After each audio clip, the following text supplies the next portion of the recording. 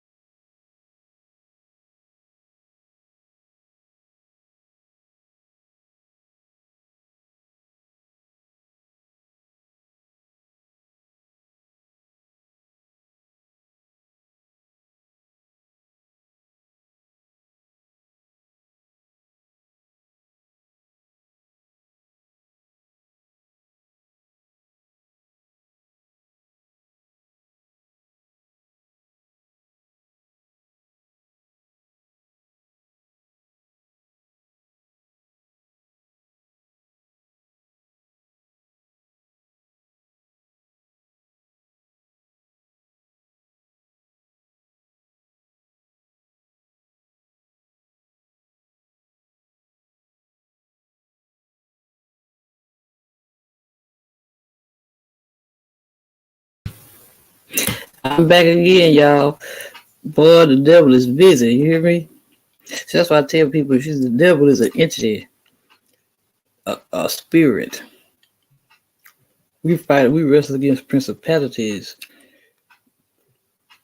powers, and high places. Now, all day, ain't really had no problem with my internet. Now I want to act like a jackass.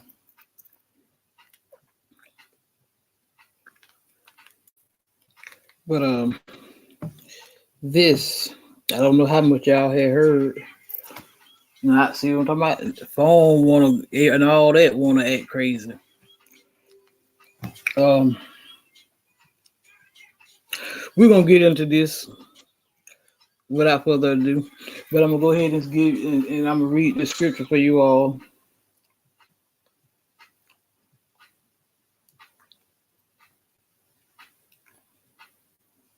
Romans 8:11. But if the spirit of him that raised up Jesus from the dead dwell in you, he that raised up Christ from the dead shall also quicken your mortal bodies by his spirit that dwelleth in you. That's what I tell you. He dwells in us, my loves.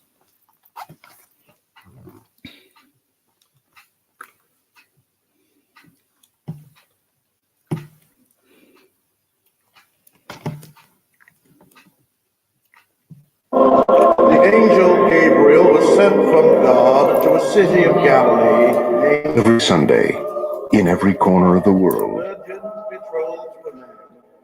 people gather to hear a story. For more than 2,000 years, that story has been told and retold. And to bear a son. Along the way, each generation has found in its telling its own meaning and interpretation. You shall call his name Jesus. That story of a man called Jesus of Nazareth, a man who became Jesus Christ, was originally told by his first followers. and then retold in accounts by later believers in the Gospels. Gospel according to Scripture. So began the building of a religion. Now it is our turn, with the help of scholars and historians, theologians and archaeologists, to return to that time and use our best efforts to understand that story of a man born in obscurity, in whose name a faith was made.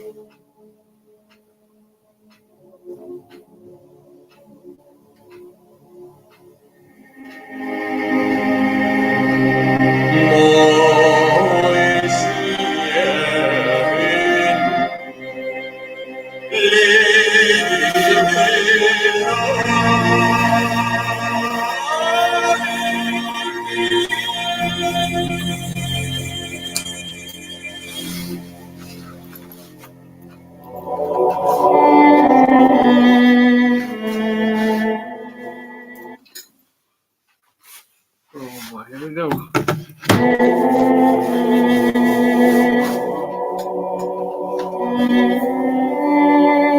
We know so little about him.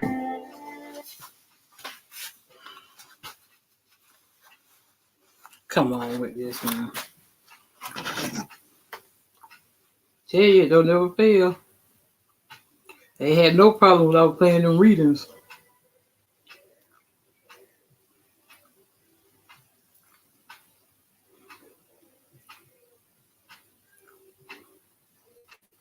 That he was born more than 2,000 years ago, and that he lived in Palestine. We know he was baptized and became a preacher. And we know that he was publicly executed. What manner of man is this, that even the winds and the seas obey him? With so little evidence to go by, archaeologists must sift the clues, and scholars decode the stories told by the first followers of Jesus.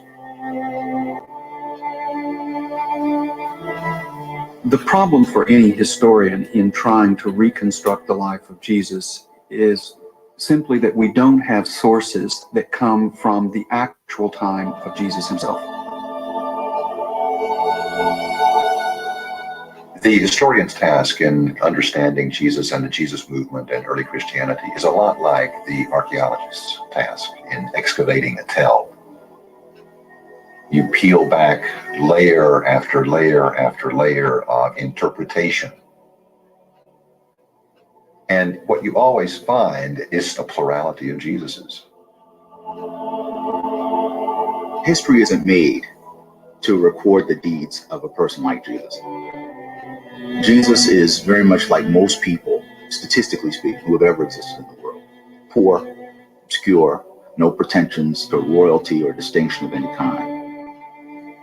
They live under less than desirable conditions, and they die that way. There's nothing historically remarkable about that. Billions of people pass through this vale of tears in exactly that way.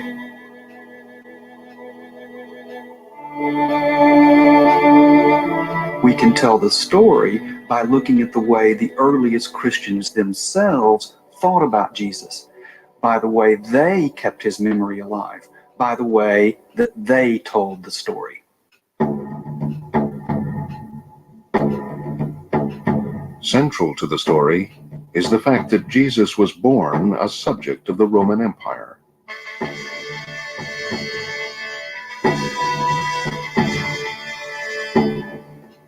And in those days a decree went out from Caesar Augustus that all the world should be taxed. Jesus was born during the reign of the Emperor Augustus in the sort of a booming economy of the Pax Romana, the Roman peace. And on every coin that Augustus had were the words Divi Filius, son of the divine one, Julius Caesar, son of God. This is on every billboard in the Mediterranean world. He is the savior of the world, and he brings the peace. Now, you may have scruples about how he brings the peace. but he brings peace to Rome. And as the saying goes in Latin, peace to the Rome and quiet to the provinces.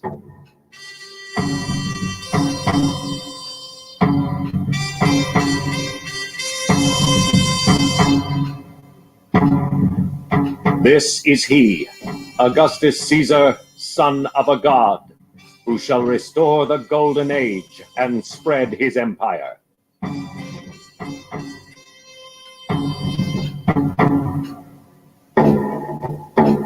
Rome's empire spread across the Mediterranean, sweeping through North Africa and reaching as far west as Spain. To the east, it encompassed Egypt, Turkey, Greece, and Palestine, where Jesus was born in the Jewish land of Judea, then ruled by King Herod. In Judea, the king Herod was in effect a client king. He ruled almost in place of Rome. He was the voice of Rome, the instrument of Rome. Probably instrument of Rome is best in that, because he had his own independent notion, certainly. Herod the Great was probably one of the greatest kings of the post-biblical period in Israel, but you wouldn't want your daughter to date him. He was ambitious, brutal, extremely successful. And it is one of the real untold ironies of Jewish history that this man, who you love to hate in Jewish history, really, leaves an indelible mark on the face of the land of Israel.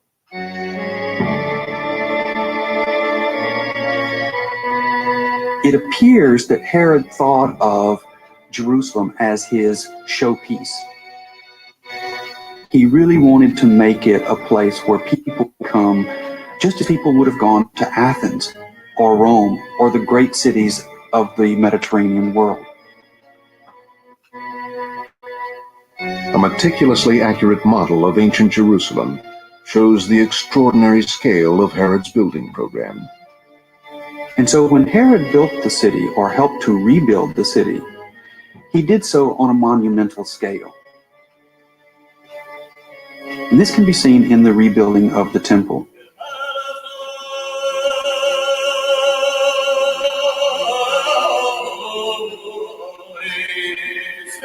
We know exactly how Herod rebuilt the temple because detailed descriptions of the architecture have survived.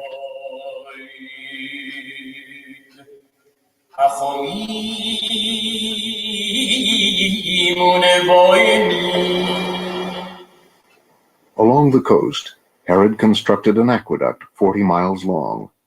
It brought water to a new seaport he had built. In honor of the Roman Emperor Caesar, Herod named the city Caesarea.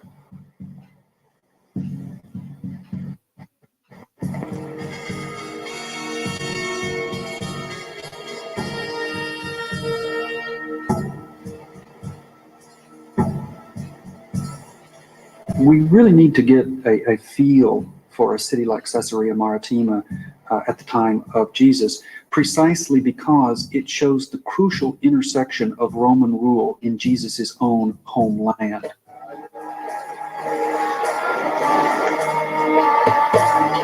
In this thriving seaport, the power of Rome, its culture and commerce, commanded every aspect of daily life.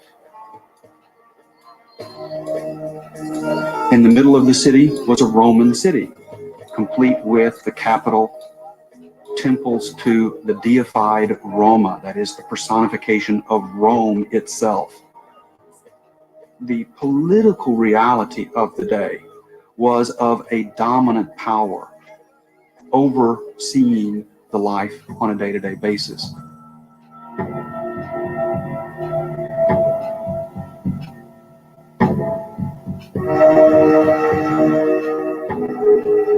Into this political climate, Jesus was born. The Gospels present the familiar account of his birth.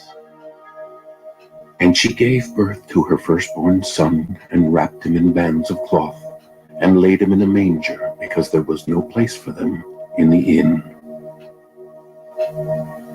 Our best guess for the birth date of Jesus would be 4 BCE. In other words, he was born before the death of Herod the Great, who died in 4 BCE. But I emphasize best and guess. The Gospels claim Jesus was born in Bethlehem. Historians think it is more likely that he was born and grew up near the Sea of Galilee, in the village called Nazareth.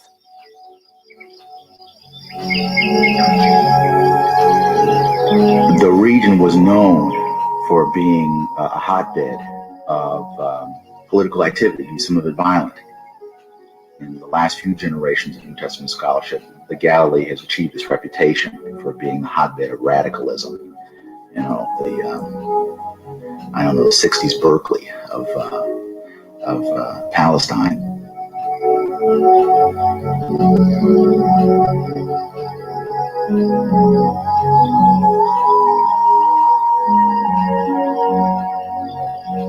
The Galilee, by most of the traditional accounts, is always portrayed as a kind of bucolic backwater.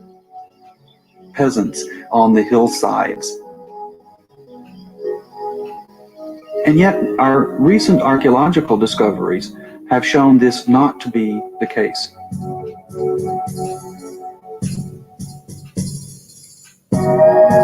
Nazareth stands less than 4 miles from a major urban center, Sepphoris. Sepphoris was founded as the capital of the Galilee. And so it was really invested, much like Caesarea Maritima, with all the trappings of Greek or Roman city life.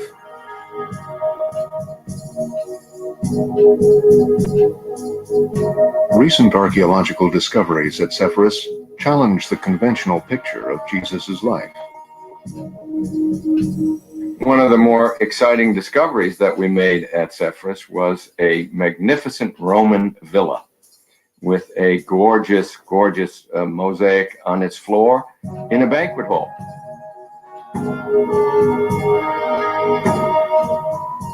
The lady was dubbed Mona Lisa by the press when we found her because she is really an extraordinary depiction of a beautiful woman of Roman antiquity. And the picture we get is a community very much in the mainstream, but on the high end of the scale.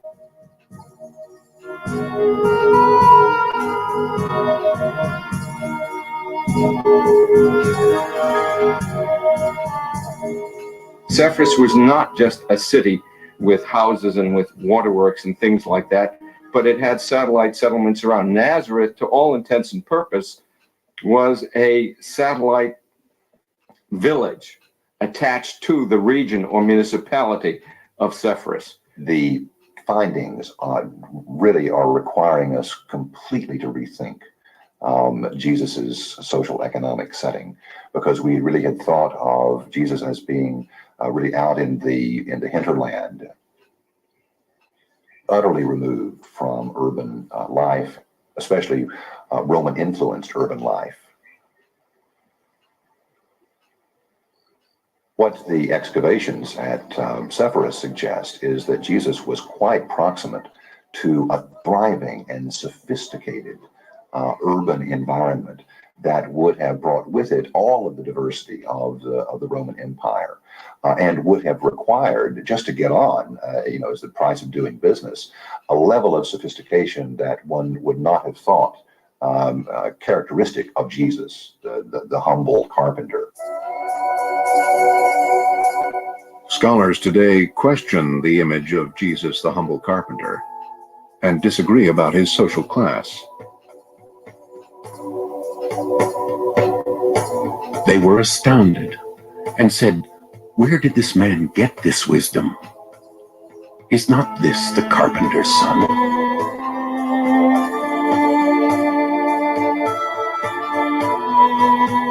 The difficulty for us in hearing a term like carpenter is that we immediately think of a highly skilled worker, and at least in North America, in the middle class, making a very high income. As soon as we take that into the ancient world, we are totally lost, because first of all, there was no middle class in the ancient world. There were the haves and the have-nots, to put it very simply. And in the anthropology of peasant societies, to say that somebody is an artisan or a carpenter is not to compliment them. It is to say that they are lower in the pecking order than a peasant farmer. Very few scholars now believe that Jesus was of such lowly birth. I'm not entirely convinced that we could characterize Jesus as a peasant. I think that probably miscasts Jesus in view of the more recent discoveries at Zephyrus and elsewhere. He must be someone in the artisan class if he's working in the building industry. And in all probability, that would mean where he might grow up and live in Nazareth, he likely went to Cyprus to earn his living. And this puts him in the interesting mix of cultures that would have been the daily life of a city like Zephyrus, through the marketplace, in the building.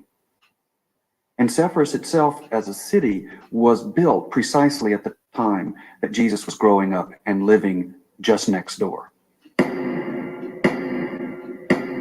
You couldn't deal and wheel either in the workplace or in the market without knowing a good deal of Greek. And I can't hardly imagine anybody worth their salt who wouldn't know some Greek. Jesus was trilingual. Jesus participated in both the Aramaic and Hebrew culture and its literatures, as well as the kind of Hellenistic Greek that he needed to do his business and his ministry. Despite its Greek and Roman influences, Zephyrus was a thoroughly Jewish city, and Jesus remained faithful to his religious heritage when he left Nazareth to become a preacher. Then he began to speak and taught them, saying, "Do not think I have come to abolish the law or the prophets. I have come not but to fulfill." What we learn from the gospel stories is not that Jesus was not Jewish, quite the opposite. He's completely embedded in the Judaism of his time.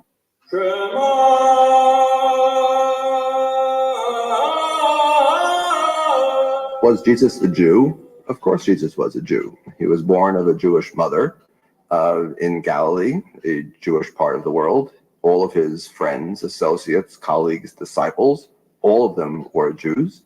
He regularly worshipped in Jewish communal worship, what we call synagogues. He preached from Jewish texts from the Bible. He celebrated the Jewish festivals. He was born, lived, died, taught as a Jew. Nowadays, there are temples and synagogues everywhere you go. There's not a Jewish community in the world that doesn't have a synagogue, and many of them are called temples. In this period, however, we should always remember that there is only one temple. That's the one temple in Jerusalem.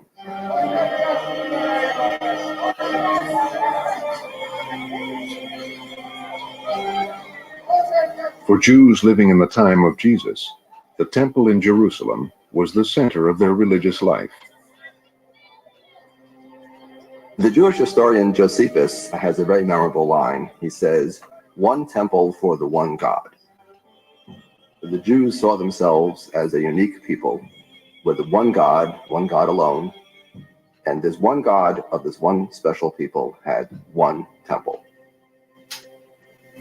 And that's a very powerful idea, reflecting accurately, I think, the historical truth that the temple was a very powerful unifying source within the Jewish community. This was the one most sacred place on earth, the one place on earth where the earth rises up and the heavens somehow descend just enough that they just touch.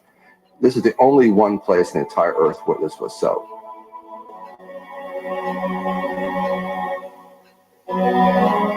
The temple in Jerusalem was the symbolic part of the country.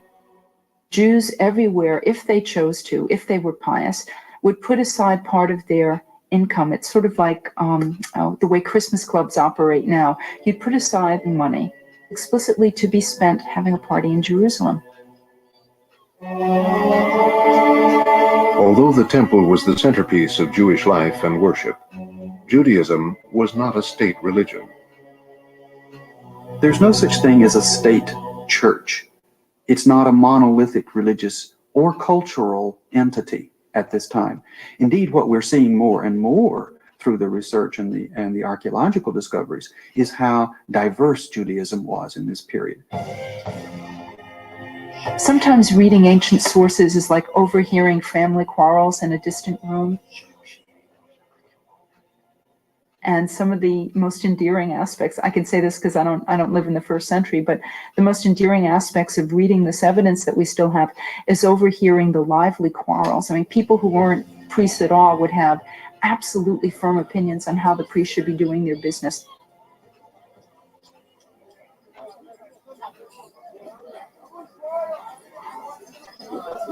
There will have been a whole wide variety of groups in Jerusalem and perhaps in the countryside as a whole. These are the revolutionary groups who took their religious understanding of what Judaism was and turned that into political program, political agenda. We must destroy the Roman Empire, or we must destroy Jews who cooperate with the Roman Empire. We now know that other groups had even more extreme views, and their ideas shed new light on Jesus' own message. One of the best examples of the vibrantly different thought that's at work in Judaism in this period is, of course, now what we know from the discovery of the Dead Sea Scrolls. As you leave Jerusalem and go to the south and to the east toward the Dead Sea, the terrain changes rapidly and starkly. You move off gradually from rolling hillside through the ravines, and it becomes stark and desolate. It's dry, it's arid, it's rocky, and it's rough. And then all of a sudden, within a span of only about 13 miles, the entire terrain drops out in front of you at the surface of the Dead Sea.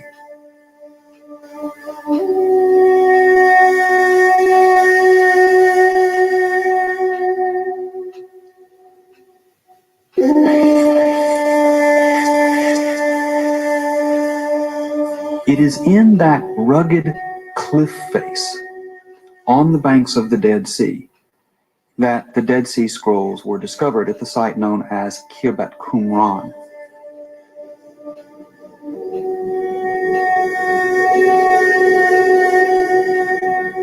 The Dead Sea Scrolls are usually thought to have been produced by a group known as the Essenes. And the Essenes are a group that literally abandoned Jerusalem, it seems, in protest against the way the temple was being run. And they go to the desert to get away from what they see to be the worldliness of Jerusalem and the worldliness of the temple.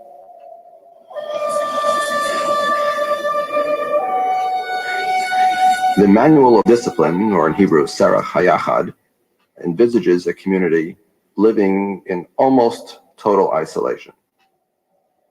A community that is self-contained, that is governed very strictly. There is an oath of entry. It is very much a monastic community.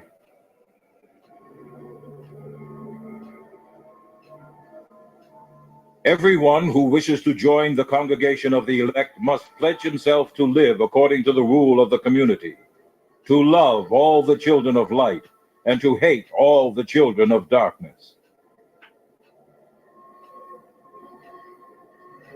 The Essenes are what we might best call an apocalyptic sect of Judaism. An apocalyptic sect is one that thinks of itself as, first of all, the true form of the religion.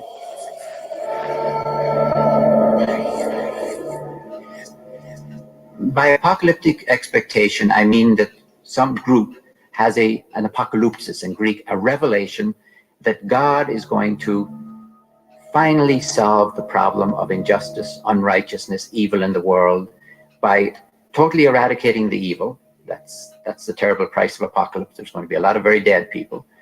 Totally eradicating evil, and we, the good, whoever we are going to live with God, be it heaven on earth or earth in heaven, forever in justice and holiness and righteousness. Among the Dead Sea Scrolls, we hear not of just one Messiah, but at least two Messiahs.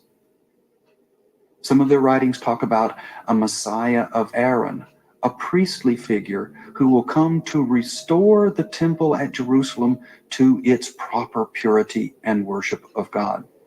But there's also a Messiah of David, that is a kind of kingly figure who will come to lead the war.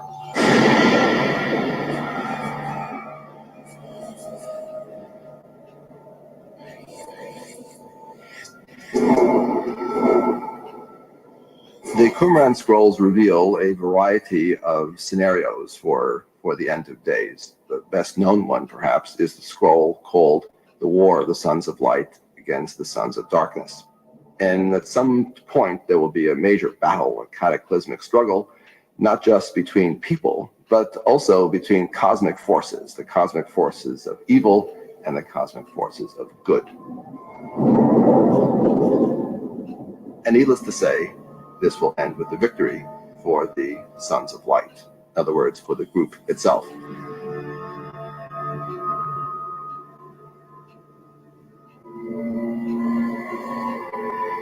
Now, we typically think of this as reflecting a belief in the end of the world.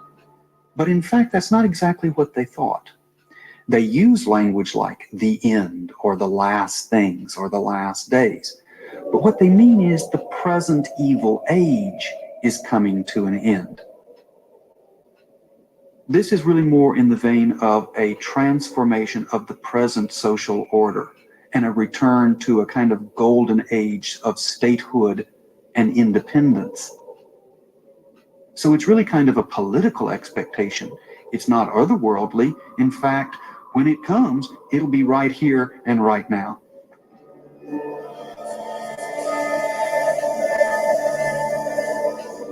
History offers no evidence that Jesus was influenced by the Essenes, but their apocalyptic challenge struck chords that reverberated throughout the homeland and echoed through the message of a prophet known as John the Baptist. In those days, John the Baptist appeared in the wilderness of Judea, proclaiming, "Repent, for the kingdom of heaven has come near."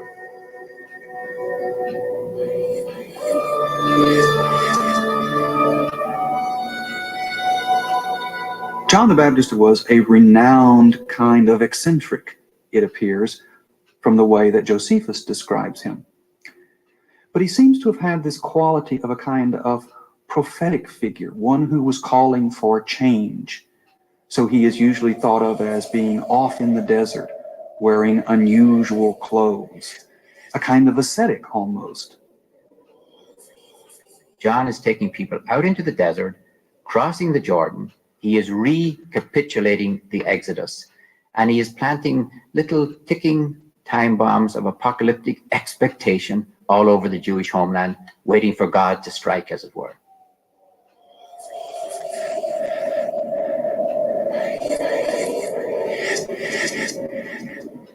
It was as John's disciple, the Gospels say, that Jesus submitted to the ancient Jewish rite of baptism.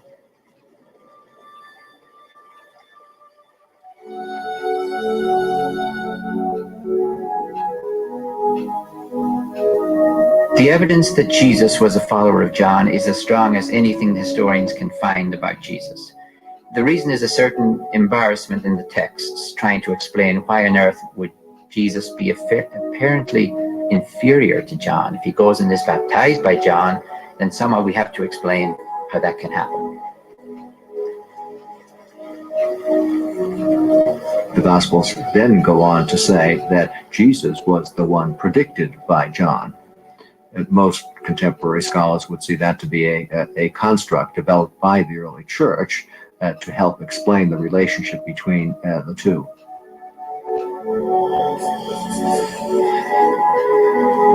The difference I see between John the Baptist and Jesus is, to use some fancy academic language, John is an apocalyptic eschatologist. An eschatologist is somebody who sees that the problem of the world is so radical that it's going to take some kind of divine radicality. God is going to descend in some sort of a catastrophic event to solve the world. There is another type of eschatology, and that's what I think Jesus is talking, I'm going to call it ethical eschatology.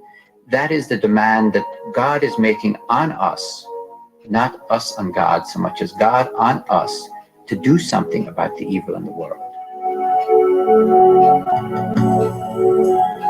We don't know to what extent Jesus remained faithful to John's apocalyptic message, but at some point after his baptism by John, Jesus seems to have embarked on his career as a preacher.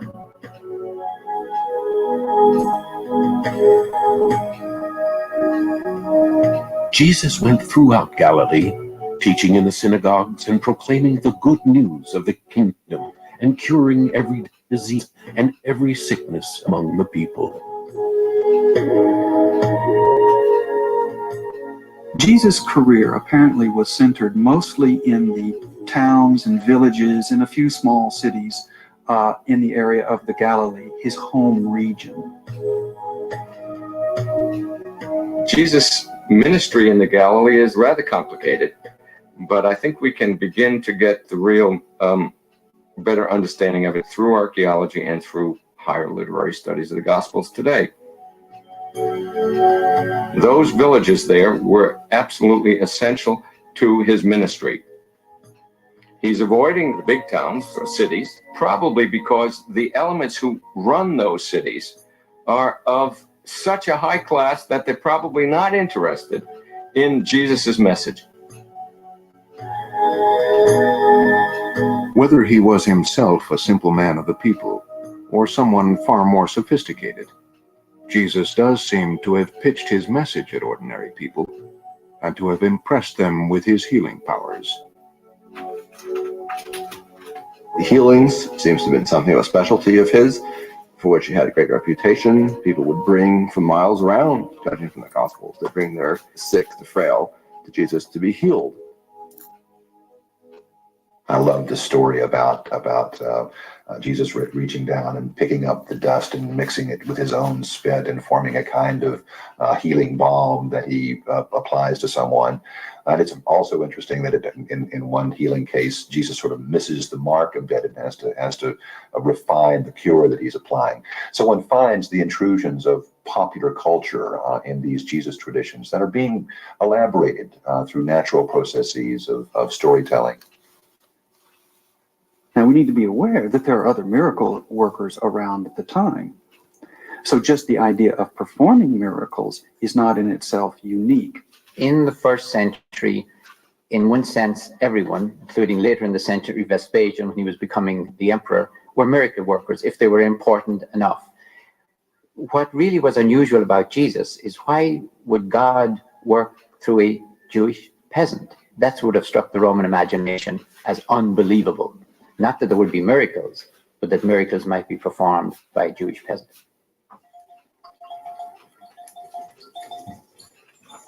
Jesus limited his circulation to the agrarian populace, and his teaching was characterized by metaphors that would be readily understood by agrarian populations.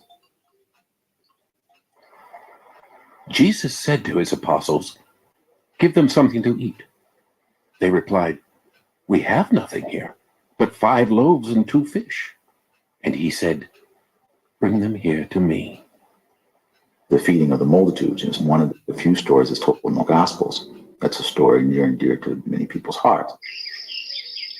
Jesus goes into the Galilean hillside. He takes about 5,000 people with him. And it's there that they have a picnic, even though there are no provisions made for that. He multiplies 5 loaves and 2 fishes to feed this multitude of people. Well, I don't think it takes rocket science to figure out why that kind of story is so endearing to poor people. I mean, that's dinner and a show. Behind the simple rustic imagery was the message of the coming kingdom of God, an enigma Jesus did not attempt to simplify. Jesus tells a parable about somebody who takes a mustard seed, plants it in the ground, and it grows up to be a great tree, or a bush at least. A weed, on plain language. Now, imagine an audience reacting to that. presumably the kingdom is like this. And they have to figure out, what's it like? You mean the kingdom is big? But you just said it's a big weed. So why don't you say a big cedar of Lebanon? Why a big weed? Besides this mustard, we're not certain we like this mustard. It's very dangerous in our fields. We try to control it. We try to contain it. Why do you mean the kingdom is something that people try to control and contain? Every reaction in the audience fighting with themselves, as it were, answering back to Jesus, is doing exactly what he wants. It's making them think, not about mustard, of course, but about the kingdom. But the trap is that this is a very provocative, even a weird image for the kingdom. To say the kingdom is like a cedar of Lebanon, everyone would yawn, say, of course. It's like a mustard seed. What's going on here?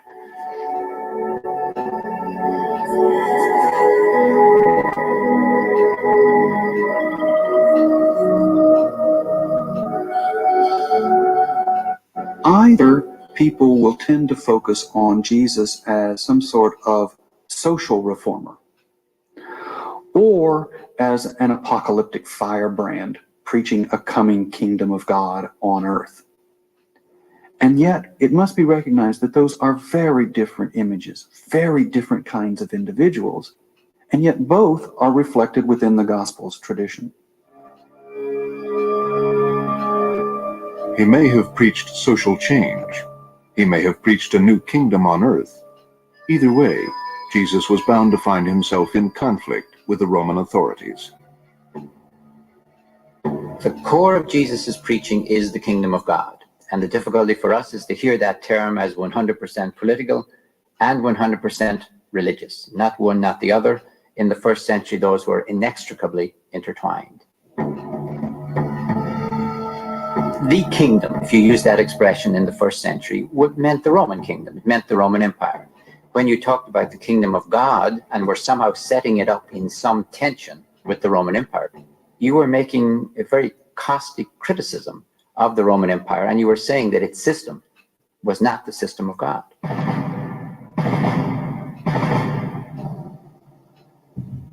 The Jewish historian Josephus tells us a number of stories about characters whose career could be crudely summarized as following. Some guy wakes up in the morning and he thinks he's the Messiah or something, or he's a prophet, and he says he gets a group of people to follow him. He says, we're going to go out in the desert and we're going to wait for God to do something for us.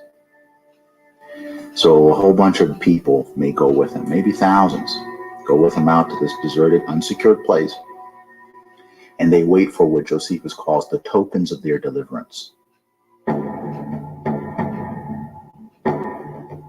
And the Romans send a vicious police action out there and kill everybody.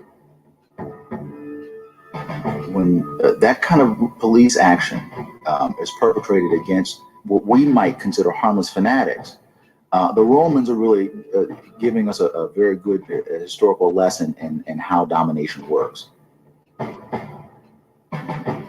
All the time that Jesus is talking, I cannot not imagine the fact that he's going to be put to death. Everything that he is doing is politically dangerous. If you were following Jesus' life from day to day, you should be saying to yourself, somebody is going to kill this man.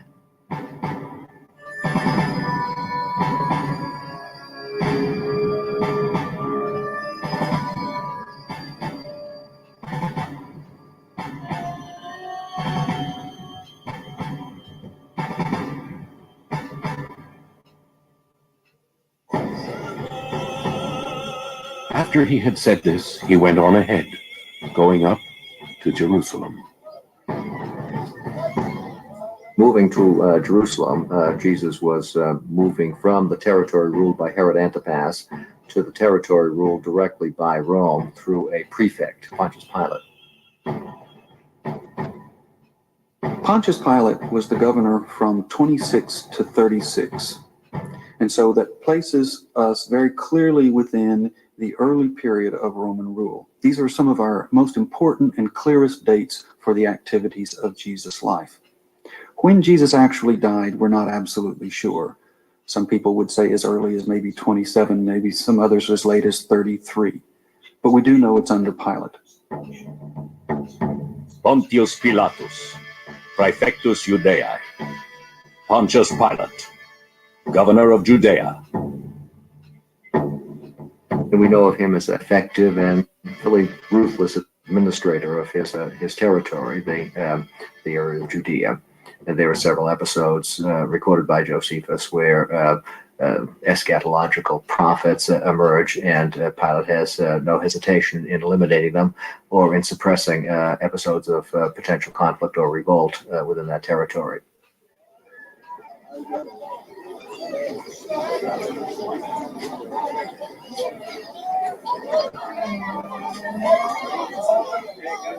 People from all over the empire went to Jerusalem on Passover. It's one of the most populated times in the whole city.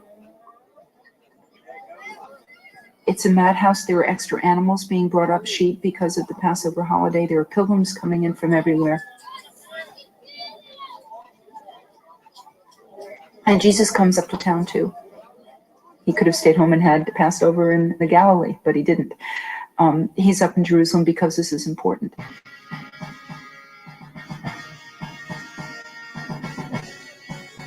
Pilate would get nervous when there were crowds of Jews, and of course he was legally responsible to be up in Jerusalem when it was the most crowded of all.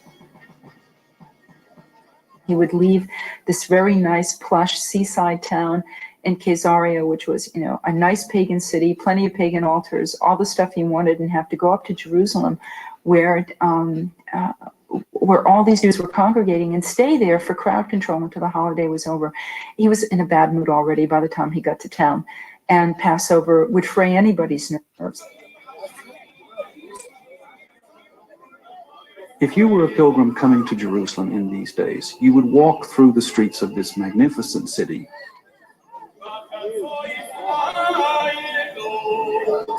As you approach the Temple Mount, you come up to this massive, monumental complex that we call the Temple. And there are grand staircases up which one can go and get up to the top. And you come out up on top of the platform in the outer precincts of the temple complex.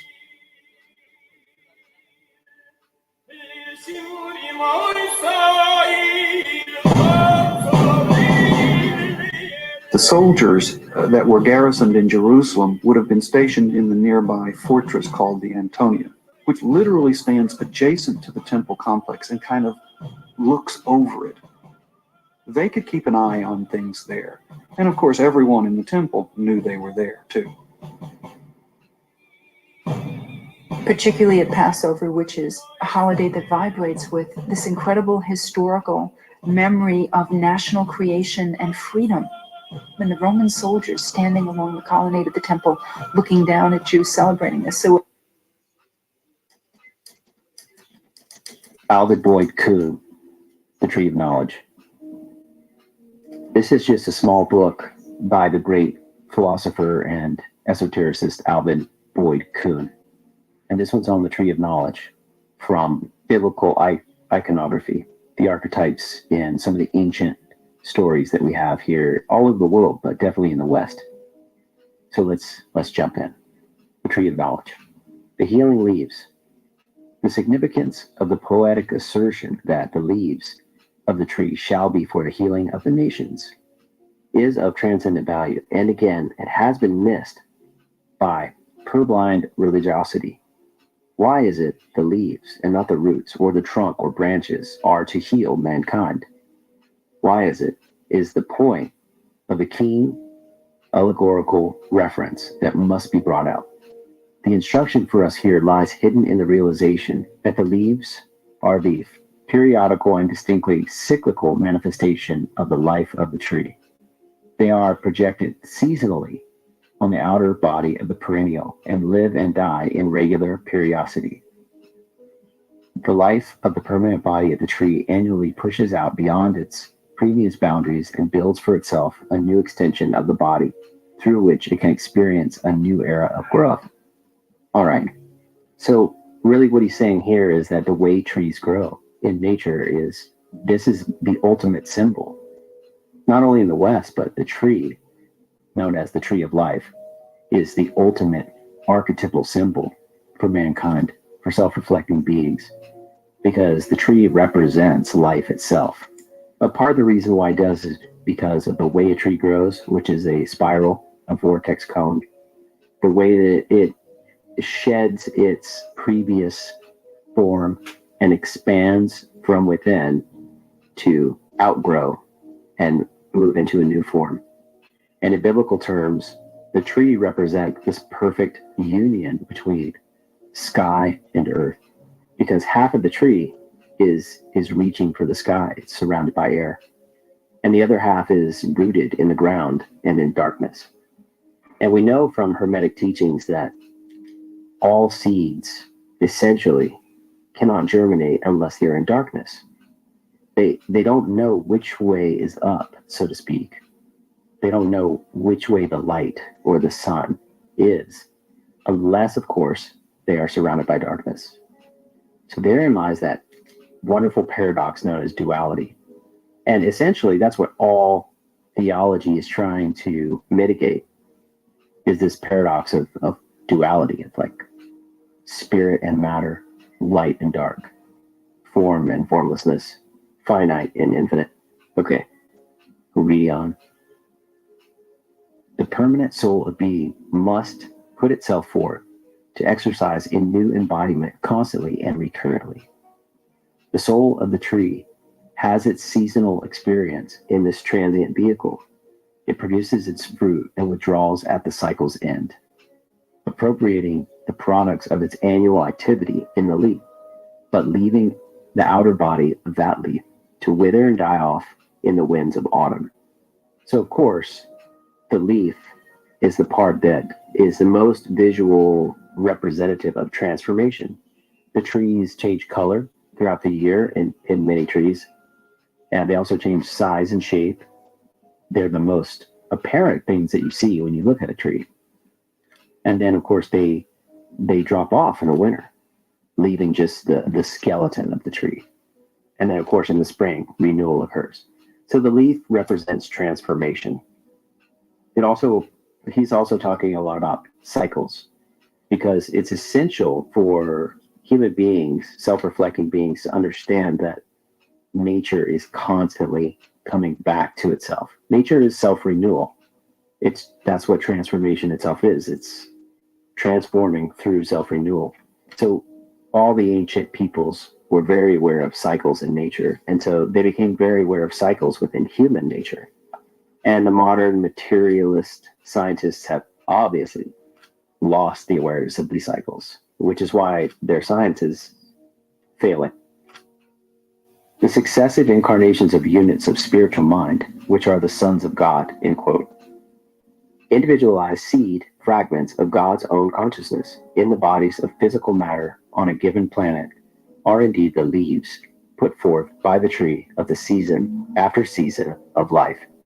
And these incarnations and the experience they give to the souls undergoing them shall truly enough be for the healing of the nations. For only through repeated embodiment in such mundane vessels of flesh can the soul from God gain that long course of instruction and enlightenment that will eventually, through opening of its eyes to truth, heal it of the imperfections that limit and distress it because of its ignorance at the very start.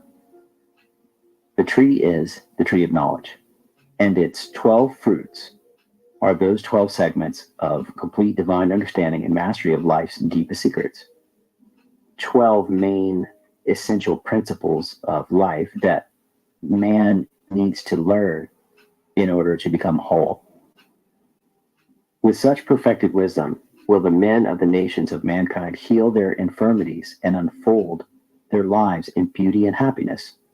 How insistently the book of Proverbs drives home the preciousness of knowledge, wisdom, and understanding, asserting that they surpass in value all that the heart can desire. So that's a pretty profound statement. I'm going to read that again. How insistently the book of Proverbs drives home the preciousness of knowledge, wisdom, and understanding, asserting that they surpass in value all that the heart can desire. And specifically, it says that they shall be help to the man possessing them. Only through continued incarnation can the soul rise to the point of knowledge, which will enable it to free itself from all of its ills. So here he's talking about this deeper knowledge that we have actually when we're centered spiritually, this awareness of true divine nature within man is actually real health. And I would agree with them and sort of echo the Toltec here, because in the Toltec teachings, they tell you that man's primary reason for working with and engaging with the spirit is a reason of health or healing. We have lost the principles of the great illuminating science of analogy. The tree teaches us irrefutably and inescapably that permanent and eternal part of life, namely the soul of divine consciousness, periodically puts forth into manifestation an arm of its power, which expresses itself in a cycle of birth, growth, maturity, decay, and death. It appropriates to itself the increment of growth gained thereby, and withdraws into the visible world of spiritual being at the end. If then man is made in the image and likeness of this cosmic pattern, it must be true beyond debate that a permanent and eternal part of him, his immortal soul, periodically puts forth a ray of its own power in order to relate itself to the forces at play in the material world, appropriates the harvest of many such repeated experiences, and thus increases its own expansion into infinite divinity and glory of conscious being. The tree settles this debate beyond cavil. So he's talking about the as a symbol of cyclical reincarnation through this process of seed germinating, creating a sapling, which creates a tree, which creates leaves, which cyclically drop and wither and renew and transform, which create flowers or fruits, and then those fruits and flowers eventually create more seeds. And thus you have a new tree being born from the original tree. Thus, the tree of life literally represents life itself as a cycle of ever-renewing transformation and or reincarnation. Why was man tempted? It is necessary next to extract from the allegory the hidden meaning of the puzzling item of the temptation of the woman by the serpent and the man by the woman. So here this gets pretty interesting. We're getting into Adam and Eve iconography, the archetypes of Adam and Eve. And all I can say here is that it's just an extremely convoluted story. And Alvin Boyd Kuhn so eloquently and so simply brings it right down to its essential meaning. And yes, it's an esoteric meaning, but that's the essential meaning. And so if you're listening, I would say just put on pause all of your current beliefs about this ancient story and listen to what Alvin Boyd Kuhn has to say. This temptation has been another of the numberless characterizations designed to portray recondite truth that have caught the dullard interest of the West in the toils of its cryptic subterfuge. People of incapacity for reflection have wondered without end why God, just and fair in his judgments, the judgments of the Lord are true and righteous altogether. Why the Lord, just and fair in his judgments, would permit a wicked adversary, such as the theological Satan, that old serpent, to connive, to torment his most righteous servant Job, and here in Genesis to scheme subtly to defeat God's own creative work in the formation of mankind. It has all come from the failure of philosophical acumen, the sane significance of the item of the opposition of polarities analyzed in the earlier paragraph. So there it is right there. I mean, that one statement pretty much nails it down. It says, it has all come from the failure of philosophical acumen. But the point is that people have lost the idea that scriptures, they're talking in allegory. Right. And in metaphor. And that's what parables are all about. Exactly. I've lost sight of this. So people often take spiritual text literally. Yep. And they get lost. Yep. They get further away from the spiritual meaning. Dogma. This is where you have people that have lost touch with their own divinity, their own true human spirit. Right. Okay, reading on. Due to this failure insight, there has been misread into the term temptation, a low human connotation of the word. which leaves the mind miles away from its intended significance. Looks over it. They could keep an eye on things there. And of course, everyone in the temple knew they were there too. Particularly at Passover, which is a holiday that vibrates with this incredible historical memory of national creation and freedom. When the Roman soldiers standing along the colonnade of the temple looking down at Jews celebrating this. So it's a politically and religiously electric holiday.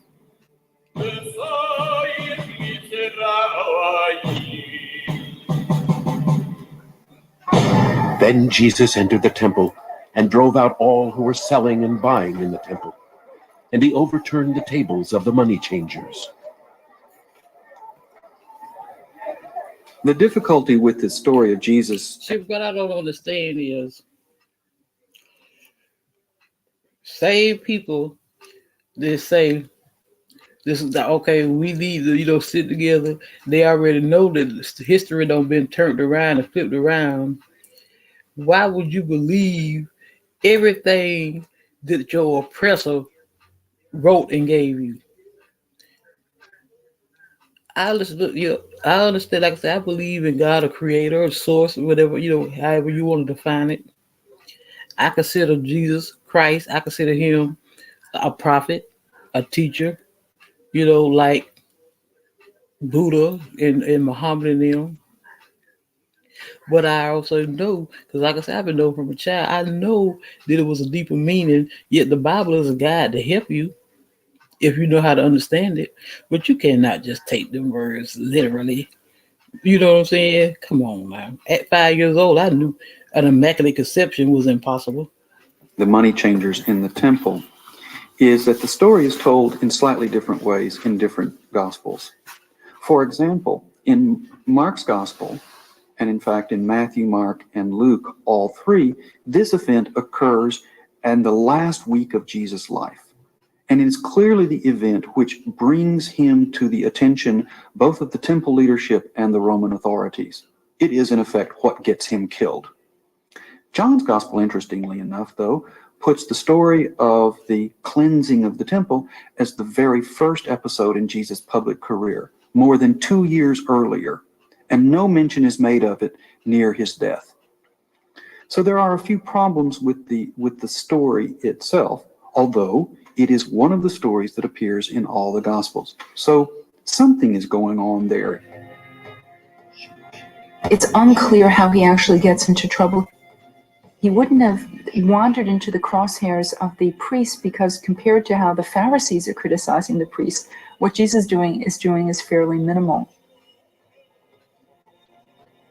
If he had been complaining about the priests or criticizing them, or criticizing the way the temple was being run, this would just, it's business as usual. This is one of the aspects of being a Jew. Another possibility, though, is that Jesus sounds more like the Essenes, who are really criticizing the whole way the temple is run as having become too worldly, too caught up in the money of the day, or maybe just too Roman. And if that's the case, then his action looks much more like an act of political subversion.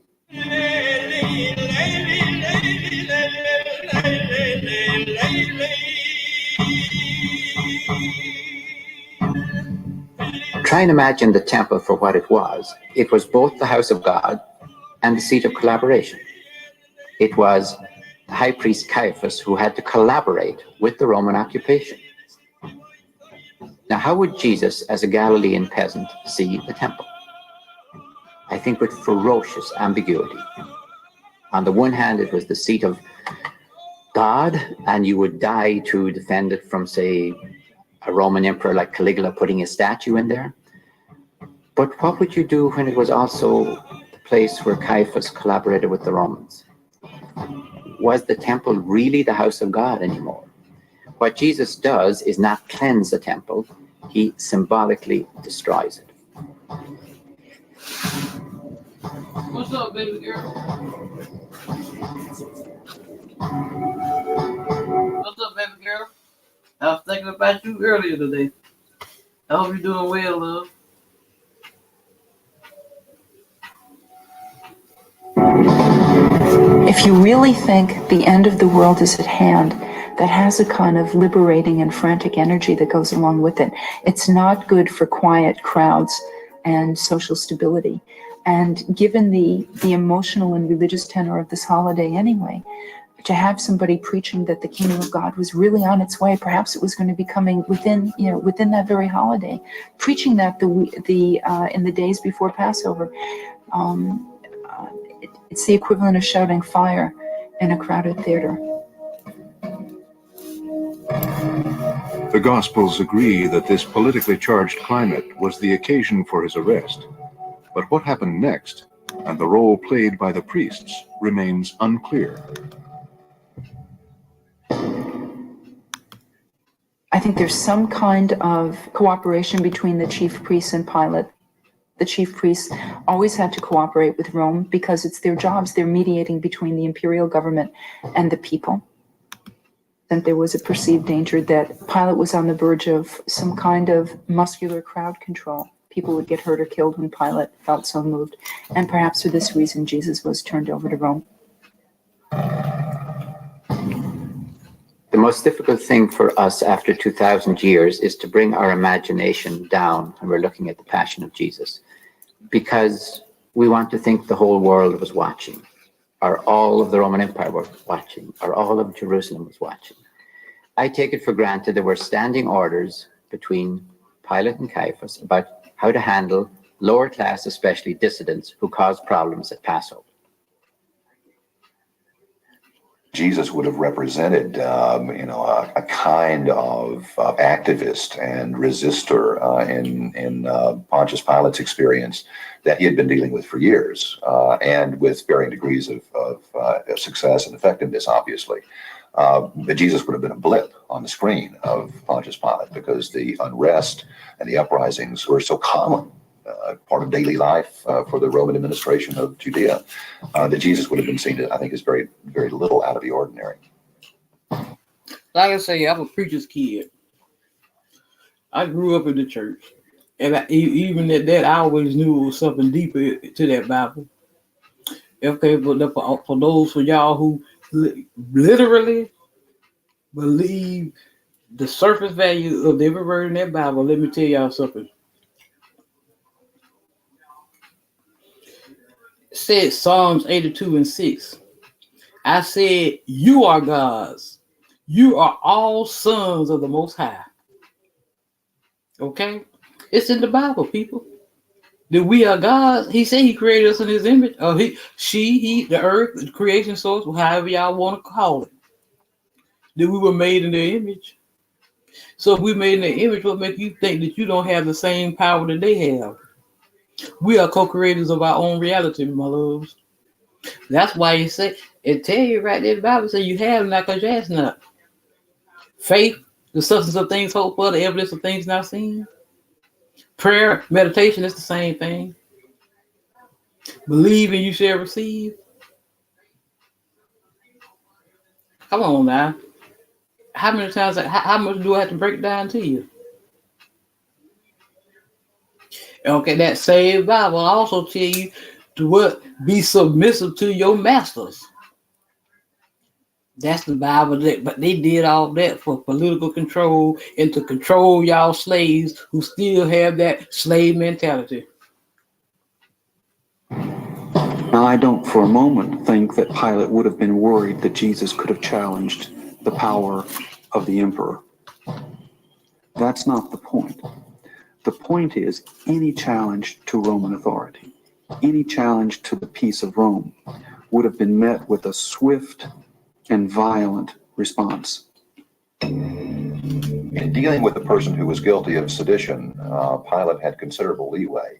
He was probably driven by convention, and that is the process of executing state criminals through crucifixion. Y'all don't want to hear that when y'all want to drop out the chat when I start speaking that truth. There is no doubt in my mind but that the persons responsible for the actual execution of Jesus were the Romans. The Romans practiced crucifixion. It was, while it was not unknown to the Jewish people, it was not a form of Jewish execution. Then they brought Jesus to the place called Golgotha, which means the place of a skull. Mom, I played all the signs today. I played the readings for every last sign today. From Amethyst Road, she was fire too. Crucifixion site was usually near, say, a main road into the city. It was a warning location. The uprights for the crosses were usually left there permanently. And you have to think of that site as not a place where people would go regularly.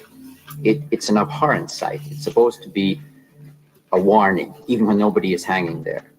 So the idea that there would be crowds around the crucifixion, leave out Passover and anything like that, just watching, I think most people would probably avert their eyes and walk away because they don't want to be on the side of the Romans who are killing and crucifying one more good Jew among the thousands who've been crucified in the first quarter of that century.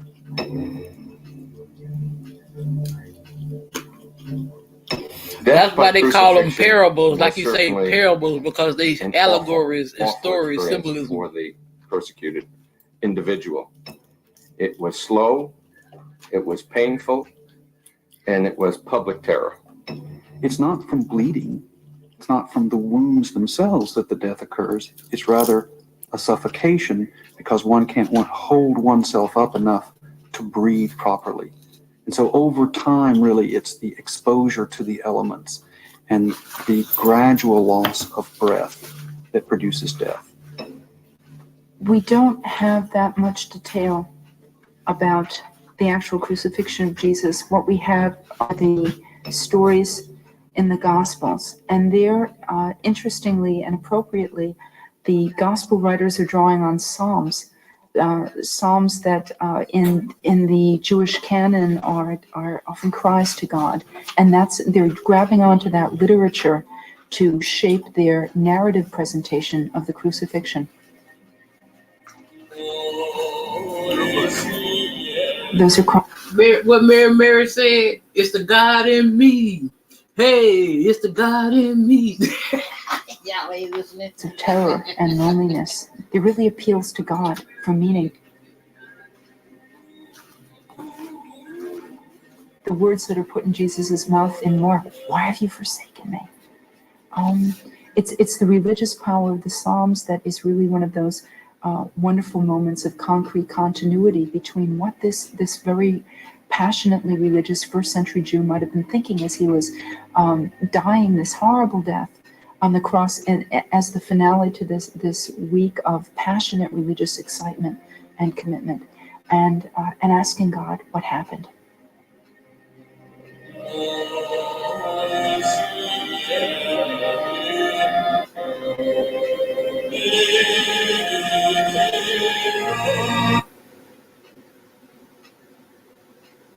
Periodical and distinctly cyclical manifestation of the life of the tree.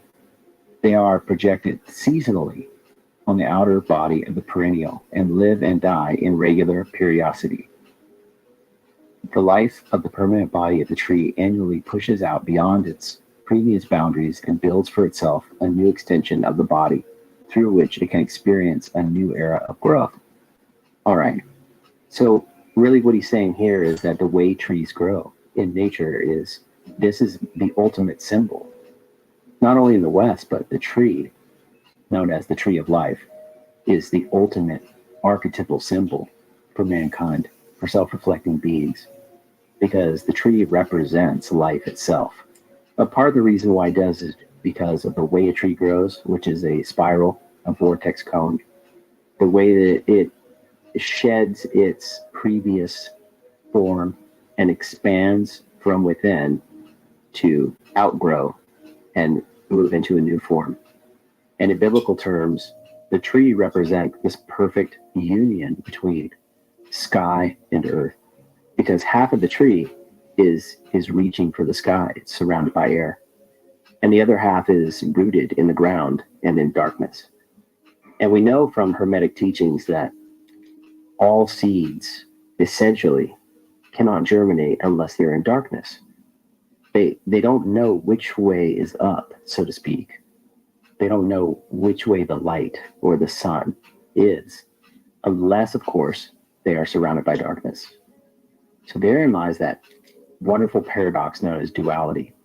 And essentially, that's what all theology is trying to mitigate, is this paradox of duality, of like spirit and matter, light and dark, form and formlessness, finite and infinite.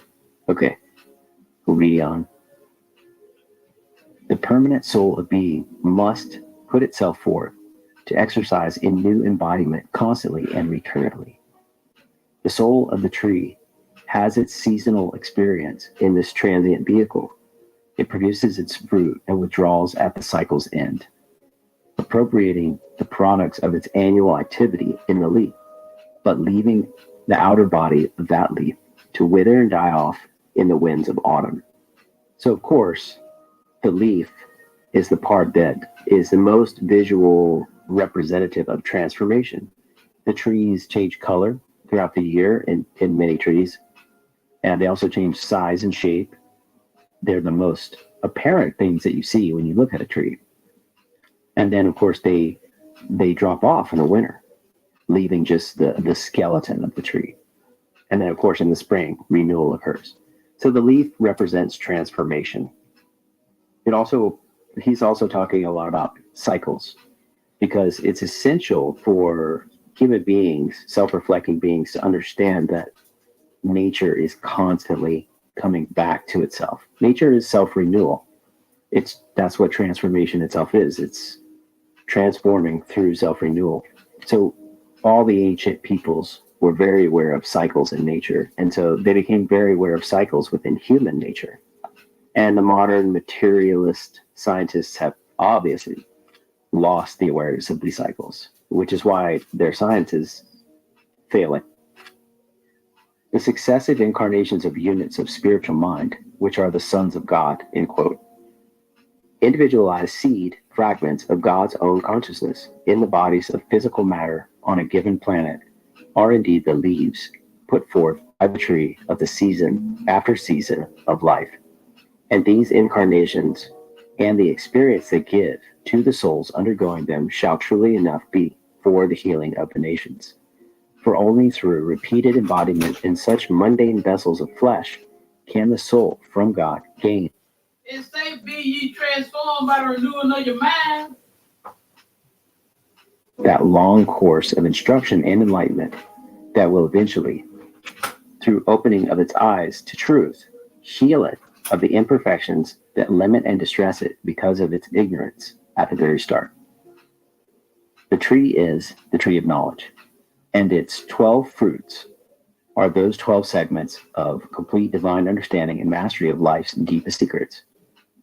12 main essential principles of life that man needs to learn in order to become whole.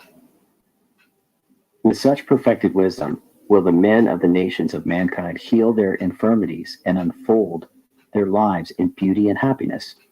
How insistently the book of Proverbs drives home the preciousness of knowledge, wisdom, and understanding, asserting that they surpass in value all that the heart can desire. So that's a pretty profound statement. Let me read that again. How insistently the book of Proverbs drives home the preciousness of knowledge, wisdom, and understanding, asserting that they surpass in value all that the heart can desire. And specifically, it says that they shall be help to the man possessing it. Only through continued incarnation can the soul rise to the point of knowledge, which will enable it to free itself from all of its ills. So here he's talking about this deeper knowledge that we have access to when we're centered spiritually. This awareness of true divine nature within man is actually real health. And I would agree with them. And I would even sort of echo the Toltec here, because in the Toltec teachings, they tell you that man's primary reason for working with and engaging with the spirit is a reason of health or healing. We have lost the principles of the great illuminating science of analogy. The tree teaches us irrefutably and inescapably that permanent and eternal part of life, namely the soul of divine consciousness, periodically puts forth into manifestation an arm of its power, which expresses itself in a cycle of birth, growth, maturity, decay, and death. It appropriates to itself the increment of growth gained thereby, and withdraws into the visible world of spiritual being at the end.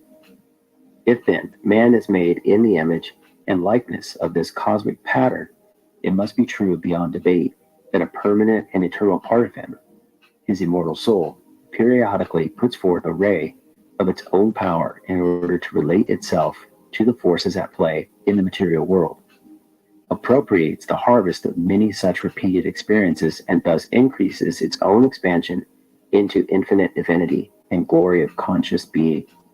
The tree settles this debate beyond cavil. So he's talking about the tree as a symbol of cyclical reincarnation through this process of seed germinating, creating a sapling, which creates a tree, which creates leaves, which cyclically drop and wither and renew and transform, which create flowers or fruits, and then those fruits and flowers eventually create more seeds. And thus you have a new tree being born from the original tree. Thus, the tree of life literally represents life itself as a cycle of ever-renewing transformation and or reincarnation. Why was man tempted? It is necessary next to extract from the allegory the hidden meaning of the puzzling item of the temptation of the woman by the serpent and the man by the woman. So here this gets pretty interesting. We're getting into Adam and Eve iconography, the archetypes of Adam and Eve. And all I can say here is that it's just an extremely convoluted story. And Alvin Boyd Kuhn so eloquently and so simply brings it right down to its essential meaning. And yes, it's an esoteric meaning, but that's the essential meaning. And so if you're listening, I would say just put on pause all of your current beliefs about this ancient story and listen to what Alvin Boyd Kuhn has to say. This temptation has been another of the numberless characterizations designed to portray recondite truth that have caught the dullard interest of the West in the toils of its cryptic subterfuge. People of incapacity for reflection have wondered without end why God, just and fair in his judgments, the judgments of the Lord are true and righteous altogether. Why the Lord, just and fair in his judgments, would permit a wicked adversary, such as the theological Satan, that old serpent, to connive, to torment his most righteous servant Job, and here in Genesis to scheme subtly to defeat God's own creative work in the formation of mankind. It has all come from the failure of philosophical acumen to catch the sane significance of the item of the opposition of polarities analyzed in the earlier paragraph. So there it is right there. I mean, that one statement pretty much nails it down. It says, it has all come from the failure of philosophical acumen. But the point is that people have lost the idea that scriptures, they're talking in allegory and in metaphor, and that's what parables are all about. And we've lost sight of this. So people often take spiritual text literally, and they get lost. They get further away from the spiritual meaning. This is where you have people that have lost touch with their own divinity, their own true human spirit. Okay, reading on. Due to this failure of insight, there has been misread into the term temptation, a low human connotation of the word, which leaves the mind miles away from its intended significance. To tempt is to present to the intended victim or subject a lure or prospect of an appealing or desirable nature, with the hope that they may or he may bite on it and thus fall into the design trap set by the tempter. Common view, at any rate, has largely taken this form of understanding. A very minute element of this reference, perhaps, does adhere in the evolutionary situation which the Bible glyph is dealing with, but only in the most playful form. The real meaning concerns picturing cosmic procedure all of which is intrinsically normal and good. Okay, he's just saying the same thing. We've lost sight of the meaning of certain words like tempt, like tempo. And the word tempt has sort of a negative connotation these days, but originally it didn't. It didn't. It was a lure to a different way or a different it's basically a different perspective. But I'd like to point out etymologically that the word tempt, the root word etymologically is temp, and temp in Latin or Greek, then of course in English, refers to time. So tempo, right? Like in music, tempo is time. So the idea of a temptation is really just binding something in time. And that can have a negative connotation because spirit is timeless. Spirit is infinite. It is unbound. And so to tempt something or somebody or to tempt a soul is to bind it in time. And this again is the original paradox of spirit and matter, duality. Spirit, which is infinite, bound in some sort of space-time form, thus creating this split in the psyche, creating the paradox, creating the struggle, the yin and yang. This is life. Moving on. The word itself, temptation, comes either from the Latin tento, to try, to test, to experiment with, or from tempto, to tempt. It is likely that both of these forms are but variants of one original root. In the first instance, if from tento, it would carry the meaning to give trial to try out, in actual practice, to test, or to put the test to the trial. In this reference, it would indicate that the temptation to which God subjects all of his creatures who are, be it remembered, the cells or members of his own body, is nothing more nor less than his sending them out into the incarnate life, his planting them in his gardens, that they may have a right to the tree of life, and grow by developing their latent capacities and powers through overcoming the opposition of inert matter in the duality of life. So there we go, back to duality. It's literally, it's supposed to mean taking spirit, putting it in form, and then the spirit has to learn by overcoming opposition and struggles and limitations, and that's how it learns to become more expansive and become more aware. In the book of Revelation, the 7 great rewards are promised to him that overcome them. To grow to higher beauty, spirit must overcome the inertia of matter. An aeonial victory can be gained only as the outcome of incarnational effort, continued until the goal is attained. So God's sons must continuously reincarnate. This is to subject them to the tensions and prevails between them and the force of matter. And this is the ordeal, the trial, the testing, the tension, as it might be better named, instead of the temp.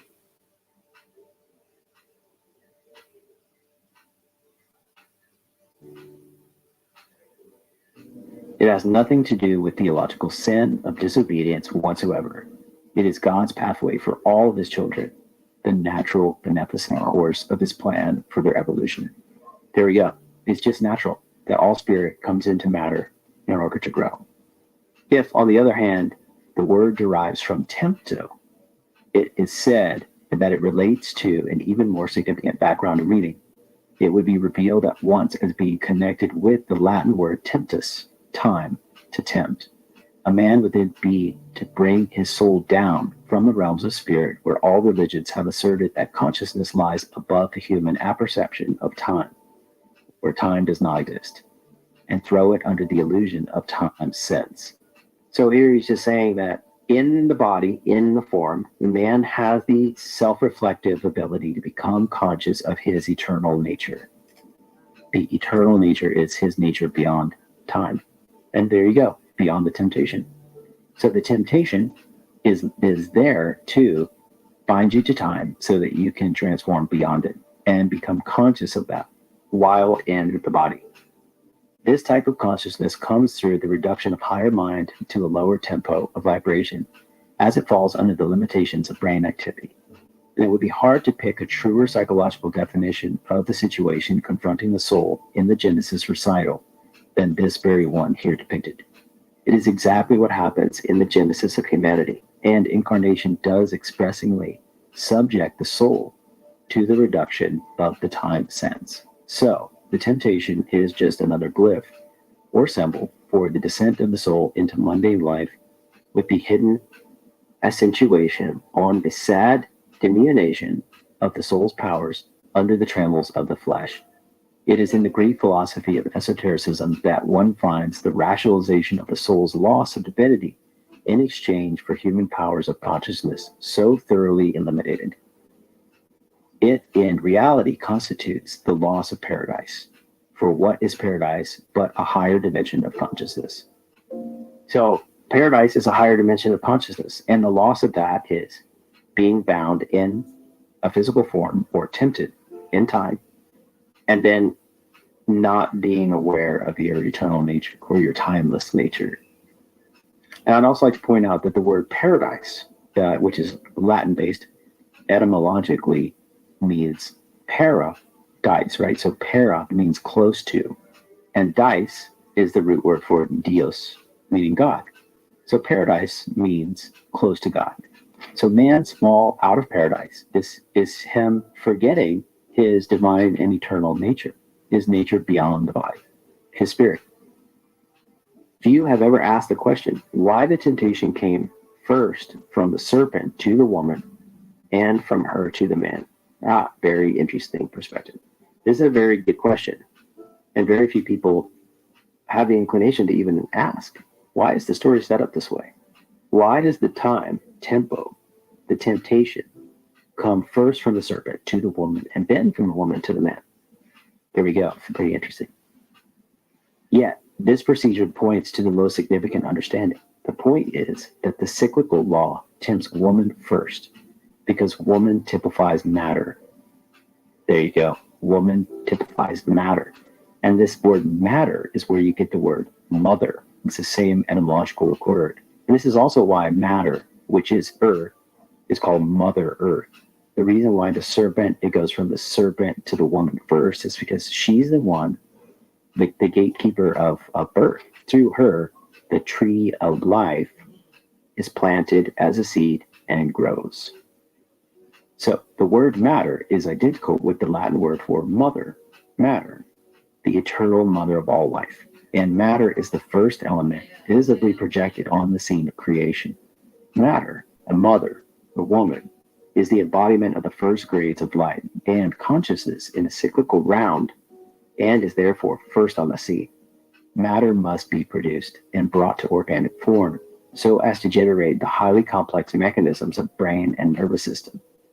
Air, consciousness, and spirit, the male principles, can be brought to birth and function.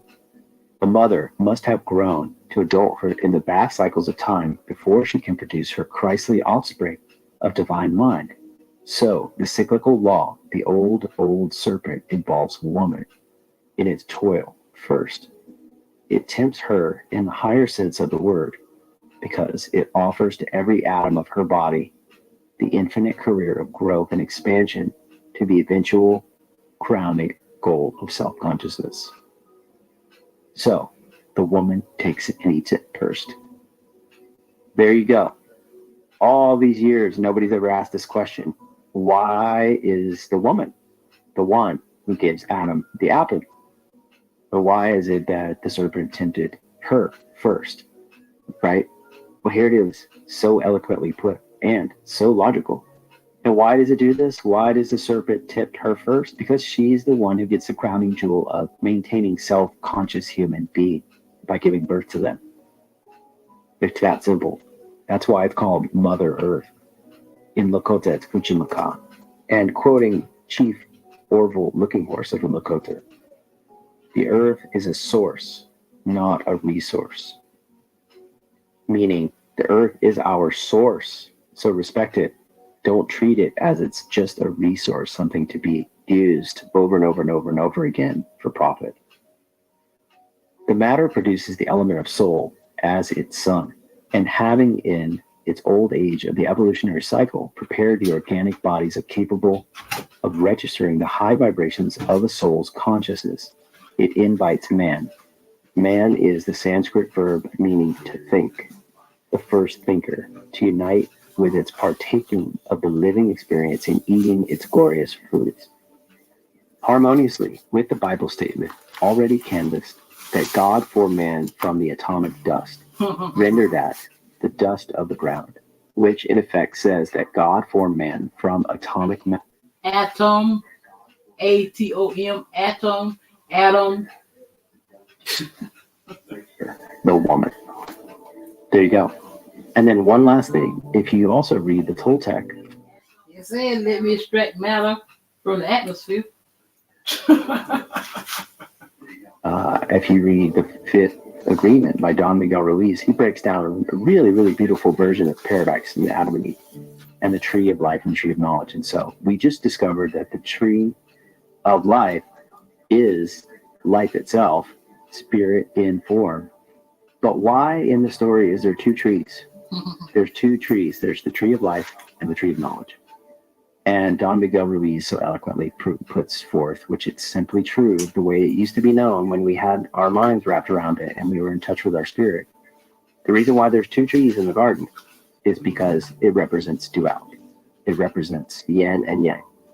It represents the dualistic nature of life, the paradox and struggle of being a spirit in form, being a spirit in matter, being a spirit in the body, from earth to sky, and from seed to tree, and from sky back to earth, into the cycle of life, forever, eternally.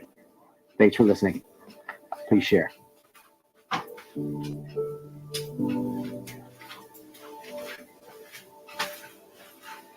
All right, y'all, I got to